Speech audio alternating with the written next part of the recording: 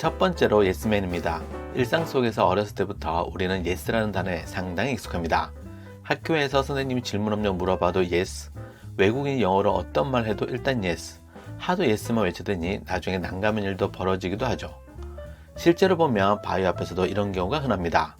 제품 스펙 변경에 대해서도 예스, MOQ 이하 오더에서도 예스, 최소 6개월 가격 고정권도 예스. 이런 바이오 요구 조건들이 가능하더라도 조건이 반드시 달려야 하지만 일단 예스로 하는 경우가 의외로 많습니다. 이런 경우는 결국은 오더가 깨진다는 점 명심해야 하죠.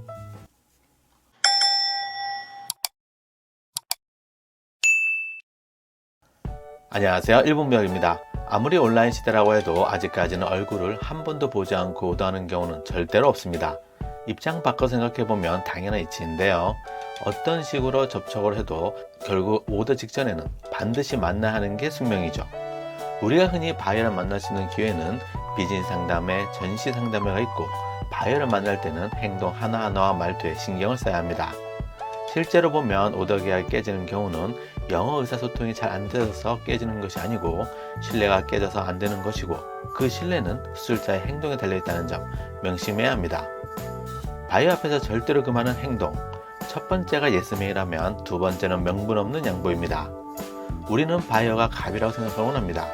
그렇기 때문에 바이어가 요구하는 것은 정당한 것이며 오더를 따기 위해서는 무조건 들어줘야 한다는 생각을 기본적으로 하고 있습니다.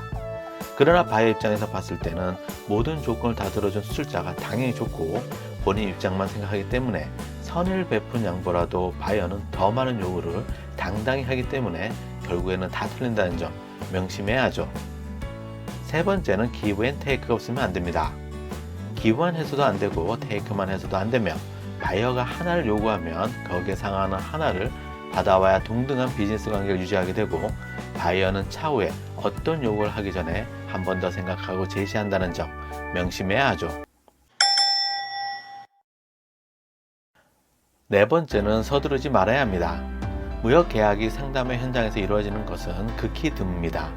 상담에 나온 바이어가 최종 결정권자가 아닌 경우가 많기 때문에 최종 결정은 추후에 나오게 되죠. 오더를 따내기 위해서 너무 서두르면 오히려 바이어에게 약점으로 적용될 수 있고 실무적인 실수를 할 수 있다는 점 명심해야 합니다. 다섯 번째는 거절할 때도 수용할 때도 합리적 이유가 없어서는 안 됩니다.